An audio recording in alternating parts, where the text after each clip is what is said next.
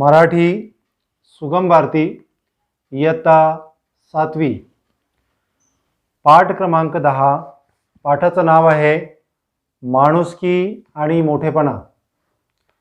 माणुसकी आणि मोठेपणा या पाठाचे मी 2 भाग केले आहेत. याआधी आपण माझा भाग 1 हा व्हिडिओ पाहिलाच असेल. आजचा हा व्हिडिओ भाग 2 आहे. या पाठाचे लेखक शंकर कवडे हे आहेत. आजच्या या व्हिडिओमध्ये आपण वृद्ध साधूंनी स्मित हास्य केले इथून तर पान क्रमांक 33 वर हे राजाला कळून चुकले होते इथपर्यंत पाहू. पहा, वृद्ध साधूंनी स्मित हास्य केले. हमने देखा था कि बादशाह ने एक वामन नाम का जो गरीब आदमी फूल देने के लिए आया था, उसका फूल उसने कबूल नहीं किया था. इस पर वहाँ पर बैठे हुए साधु महाराज बादशाह पर बहुत नाराज़ हो गए थे. उन्होंने बादशाह से पूछा तो बादशाह ने कहा कि ये फूल छोटा सा भी है और कीमती भी नहीं है. कम से कम मेरे रथ के चाक के इतना अगर ये फूल बड़ा होता तो मैं इसे कबूल कर लेता. ये सुनकर वृद्ध साधु जो थे, साधु महाराज जो थे, उन्होंने स्मित हास्य केले, मतलब मुस्कुराए. साधू म्हणाले, रथ चक्रा एवढं पुष्प माझ्या तरी पाहण्यात कधी आलं नाही राजन. वो कहने लगे कि रथ के चाक के इतना बड़ा फूल मैंने तो कभी नहीं देखा.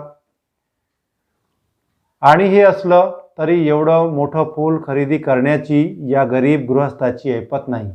और अगर इतना बड़ा फूल होगा भी तो इस गरीब आदमी की इतनी हैसियत नहीं है कि वो इतना बड़ा फूल खरीद सके. तेव्हा लक्ष देऊन तेव्हा तू काय कर, तू लक्ष देऊन मतलब ध्यान से, ध्यान देकर तू सुन, लक्ष देऊन तू ऐक.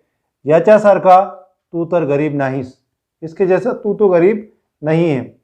या राज्याचा सत्ताधीश आहे, तू इस राज्य का सत्ताधीश है, मतलब तू बादशाह है.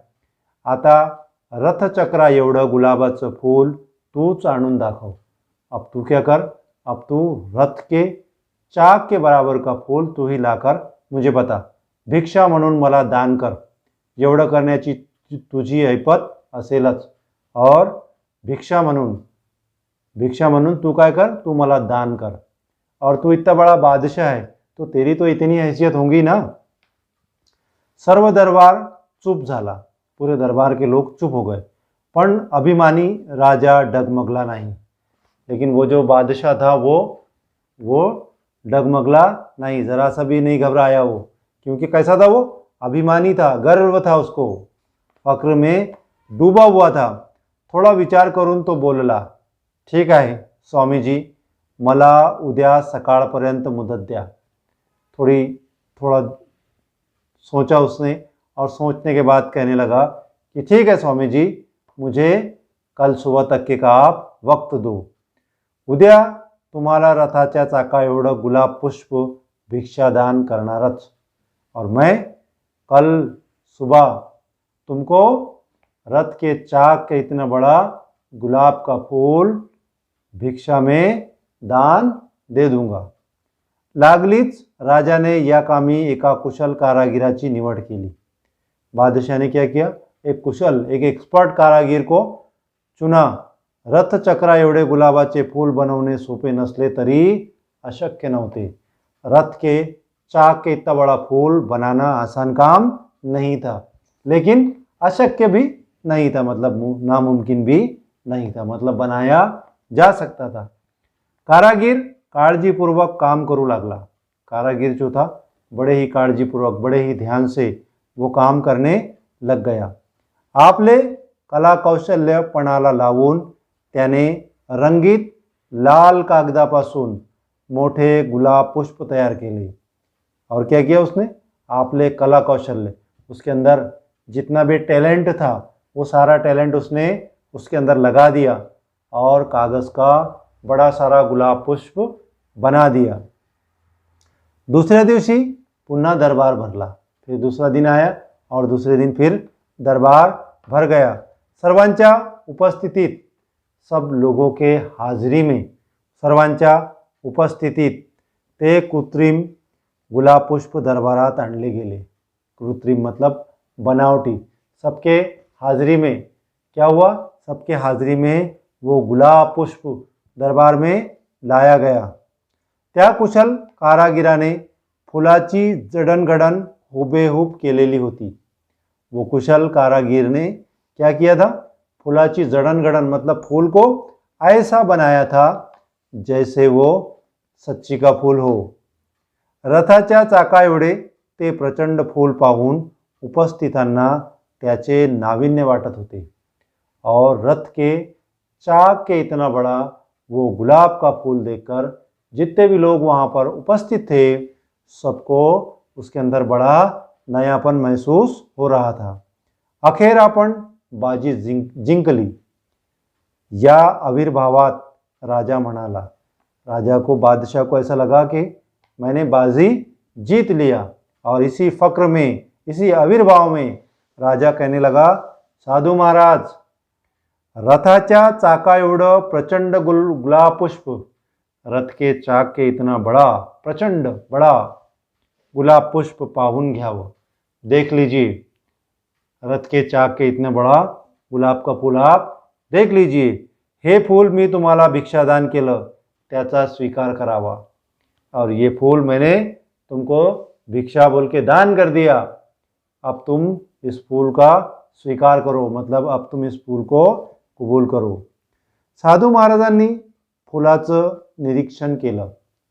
साधू महाराज ने उस फूल को देखा, उसका निरीक्षण किया, उसका ऑब्जर्वेशन किया आणि प्रशंसाही करू लागले और उसकी तारीफ भी की।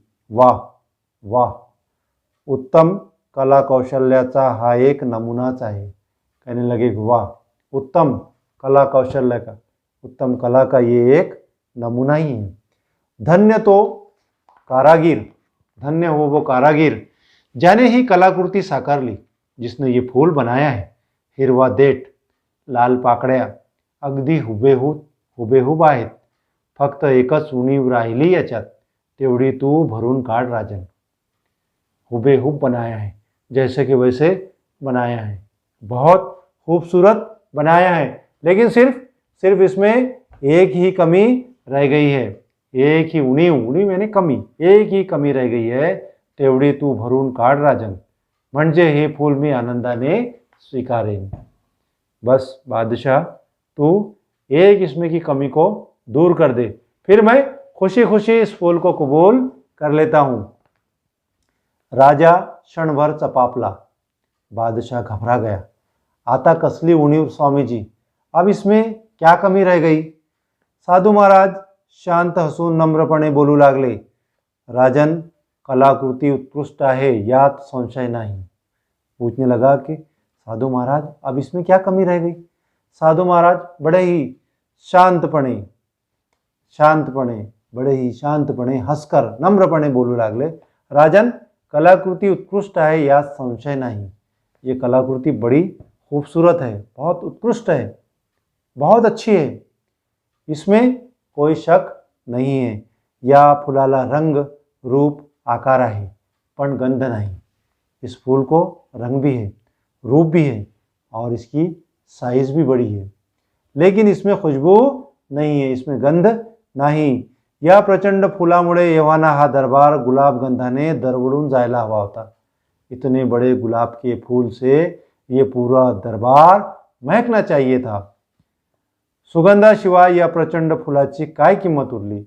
और इसमें खुशबू नहीं है तो इसकी क्या कीमत है? हे फूल मोठं असूनही खोटा है, हे ध्यानात ठेव। ये फूल बड़ा है लेकिन कैसा है? नकली है, खोटा है, हे ध्यानात ठेव।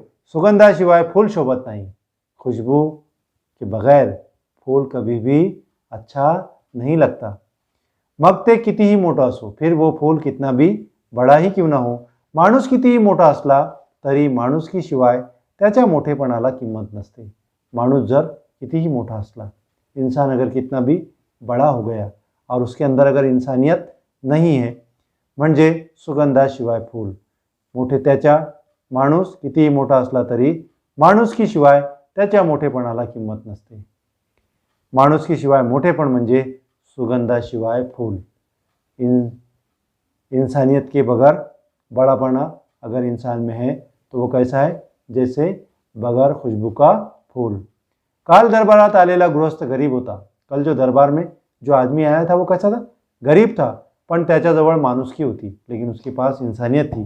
वो गरीब होने के बावजूद भी आपको गिफ्ट देने के लिए, मुबारकबाद देने के लिए दरबार में आया था. पण तुझ्या वैभवापुढे तो तुला छोटा वाटला. वैभव यानी शान शौकत, लेकिन तेरी शान शौकत के सामने वो तुझे बड़ा ही छोटा लगा. तुझ्याजवळ माणुसकी नसल्यामुळे त्याच्यातली माणुसकी तुला दिसली नहीं, और तेरे पास इंसानियत नहीं थी, इसलिए तुझे उसकी इंसानियत नहीं दिखी. इथून पुढे स्वतः माणुसकी बाळग आणि यहाँ से तू क्या कर, खुद इंसानियत बाळग. माणसातील मोठेपण त्याच्या माणुसकीवरूनच ठरव. और इंसानियत, इंसान का बड़ापना उसकी इंसानियत से तू पहचान. राजाला आपली चूक कळून आली.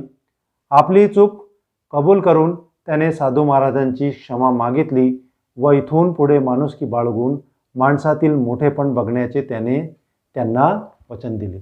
उसको बादशाह को अपनी गलती समझ में आ गई और उसने साधु महाराज से माफ़ी मांगा और वादा किया कि आज के बाद वो इंसान के अंदर की इंसानियत को देखकर ही वो आगे काम करेगा. अलंकाराचा लोभ धरण्यापेक्षा प्रजेचे हित साधावे. अलंकाराचा लोभ, लोभ कहते हैं लालच, अलंकार का, जेवरात की लालच करने के बदले में वो अपनी प्रजा का हित देखेगा. तहानलेल्याला पाणी द्यावे, मतलब प्यासे को पानी देगा. भुकेला असेल त्यास अन्न द्यावे, जो भूखा है उसे खाना देना चाहिए. बेघर असणाऱ्याला निवारा द्यावा, जो बेघर है, जिसको घर नहीं है, उसको घर देना चाहिए. भूमिहीनास जमीन द्यावी, जिसके पास ज़मीन नहीं है उसको ज़मीन देना चाहिए. आणि अज्ञानी असेल त्यास ज्ञानी बनवावे, और जो अज्ञानी है उसको अज्ञानी बनाना यातच खरी माणुसकी आहे, और इसी में सही इंसानियत है. हे राजाला कळून चुकले होते और ये राजा को बात समझ में आ गई थी. मेरे प्रिय छात्रों, आज का ये वीडियो आपको ज़रूर पसंद आया होगा. मिलते हैं अगले वीडियो में.